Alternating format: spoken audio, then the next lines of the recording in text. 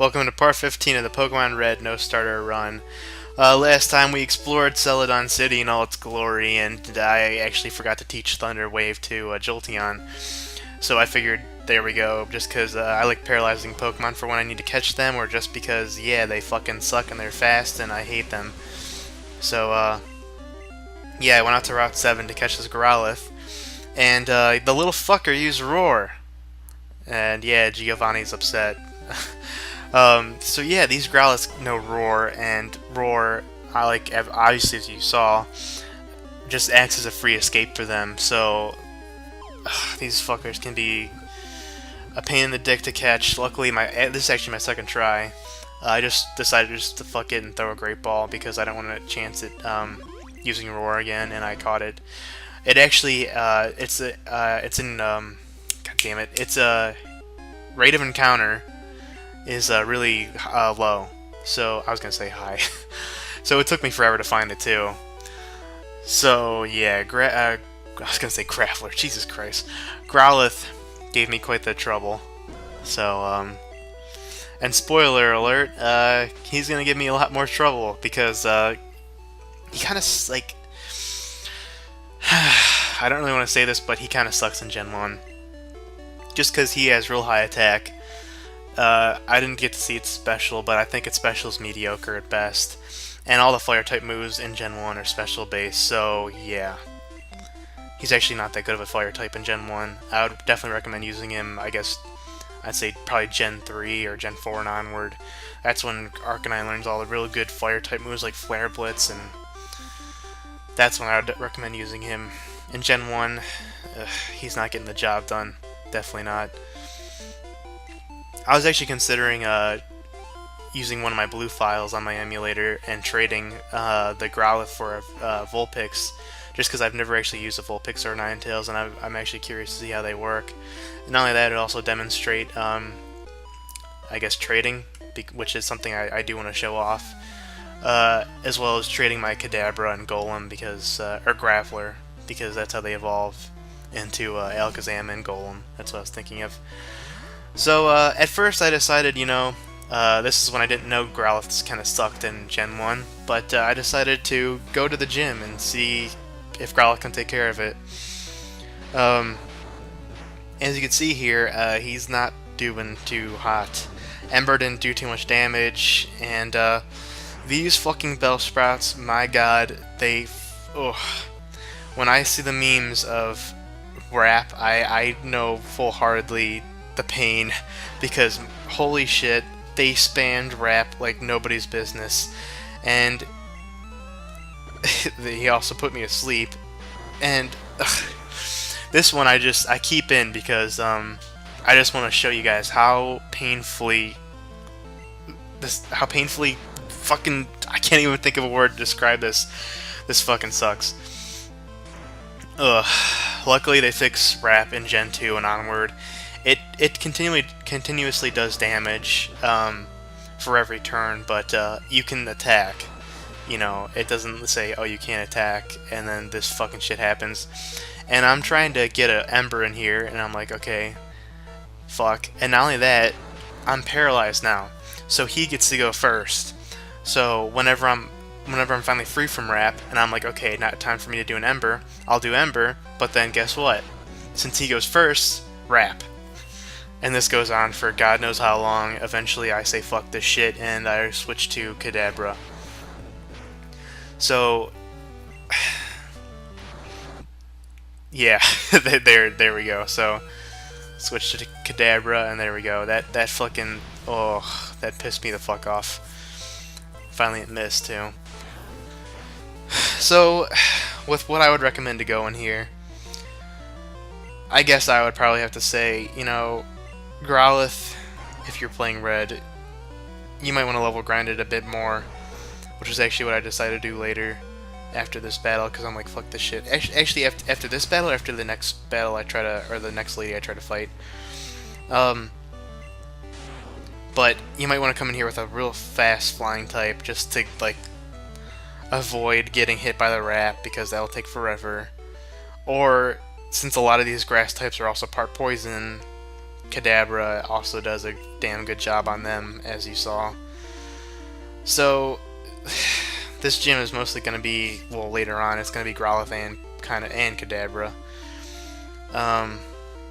So yeah, I could see, like, usually when I go into this gym, I usually have like my Charizard or Charmeleon, so this gym's usually never a problem. But like I said, just Growlithe wasn't doing the job, and like I said, I'm really considering getting rid of him just because. And he doesn't learn Flamethrower to level 50, and Arcanine doesn't learn that. So if I were to evolve him now, his only Fire type move would be Ember until I finally got to the 7th badge and got Fire Blast from Blaine. Spoiler alert: the 7th badge is Fire type, and you get a Fire type move as the TM for beating him. So Growlithe would be pretty useless. Well, Growlithe slash Arcanine would be pretty useless until that point. So, that's all I can say. And like I guess I was trying to get into earlier before I went on that tangent. I could see why this gym would be really annoying to some people, because they either, if it's not a Bellsprout using Wrap, it's fucking Oddish and or Bellsprout using Sleep Powder, Poison Powder, and what's the Paralyzed Powder? It's not Paralyzed Powder, I know that. Oh, Stun Spore. So it's just so many status effects, so many full heals, or antidotes, or paralyzed heals, and awakenings, and fuck this. If you don't have a heavy hitter who's fast like Kadabra here, then I can see how this gym could be real annoying. And it's like I said, it's not hard, it's annoying. So, whatever. What can you do?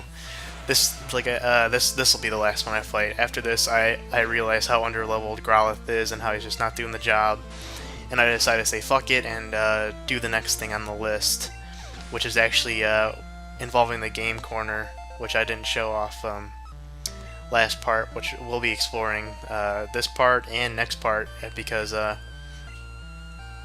well, you'll see once we get there. But yeah, these trainers can fucking go suck a dick. And I was just, at this point, I was just switching out Growlithe just to get him some experience to level him up. But yeah, there you go. I cut out the rap because fuck that. I know you guys don't want to see that again. But, and if you were thinking about maybe going Flareon for this gym, so that way you can have a fire type, don't. Flareon sucks. I don't know if I talked about that last part, but Flareon doesn't learn any good fire type moves. And like Growlithe, its highest stat is its attack, not its special. So in this gen, you really want a good fire Pokemon, or what a good fire Pokemon is in this gen is the one that has high special, because all fire type moves in this game are special based. So that's where I guess blue version you got lucky, because I think off the top of my head Vulpix has high special. So yeah, I'm actually kind of talking myself into doing the whole Vulpix trade thing right now, because it actually just occurred to me while recording this. But yeah, I think I'm actually going to do that. But here's the exchange center where you can exchange your coins for prizes. As you see here, TMs, I don't know what they are, but TMs. And then also Pokemon, as that one guy was talking about, Porygon. And that's the Pokemon I think you can't catch. I think this is how you have to get it. Dratini and Scyther, those you can catch in the Safari Zone, and Fuchsia, which is actually the next city we'll be going to after this. But in order to get coins, you need to gamble. If you actually talk to some of these people, they actually give you a good amount of coins. I actually didn't know that. Just because, I don't know if I ever talked about this, but this playthrough is actually the first time I'm actually exploring everything and talking to everybody just to show it off. Whereas in my normal playthroughs, I usually always ignore everybody and just do what I need to do in order to progress the story? Game? Whatever you want to use. But, yeah, in order to get that much coins, well, you obviously need some in order to play, but then you could, if you talk to these people, they'll give you some. And if you talk to the clerk up there, not the female one, the male one, you can buy coins. So if you, it's actually, I guess it could be possible if you have enough money to buy enough coins to get the Porygon. But in order to get that much money, I think you'd have to use like a Game Shark or something, because I don't think that like that much money would be feasible. Because yeah, I think 50 coins is $1,000. So, and I think Porygon was 9,099 or 999. So yeah, there's no way you could really pretty much there's no way you could buy that. So if you want to get that Porygon, you gotta, I guess, be good at gambling, which I guess I'm not. Although the only type of gambling here is a slot machine, as you can see here. I have, like, for some reason I recollected there being different types of, I guess, games. But I tried every row out in here just because I didn't remember, but all of them were slot machines. So I was actually playing, like, I played a different one in a different row to see if it was maybe different somehow, but no, they're all the same.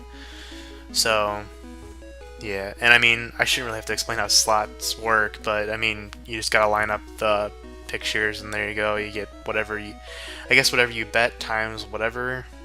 Like as you see, you can bet 1, 2, or 3 coins, and then I don't know what will happen if you get it, because, you know, I never got it. So yeah, I've never done that, probably never will. I don't care enough. But the main reason to go here, and actually the reason why you have to go here, is because Team Rocket shit. Yeah, the last time we actually saw them was, I think, Cerulean. I think it's been a while since we've seen Team Rocket.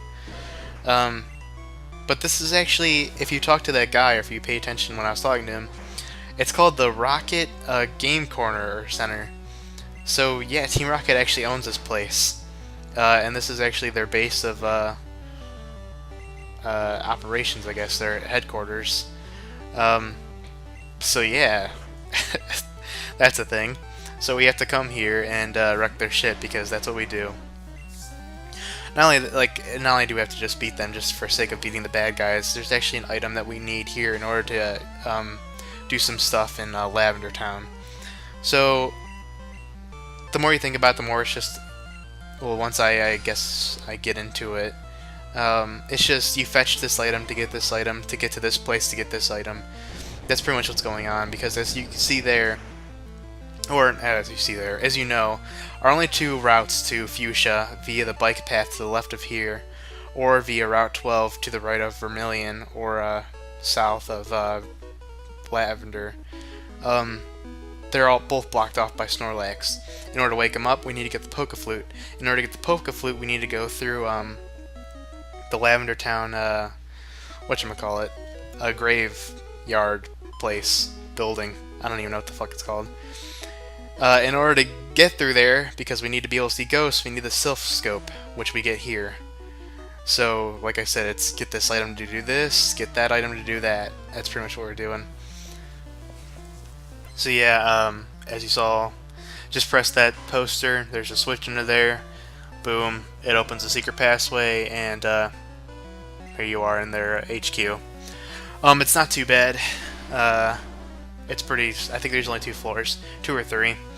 And not too many rocket trainers either. Their levels don't get that high either. They're only kind of high for me just because, you know, Growlithe.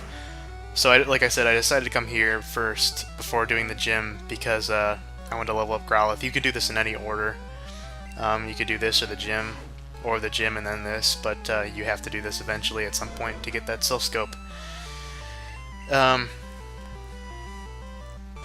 But yeah, there's the rest of this episode and next episode, as well as I think the beginning of part 16? No, 17, is just gonna be me going through this place, because, you know, I like to explore all the stuff, battle all the trainers and all that shit. So the next part, I think I might actually bring a guest commentator along. I'm not sure, just because there is some stuff I could explain, but still, there are going to be a lot of battles, and battles equal boring when they're repetitive in the same class over and over, and yeah.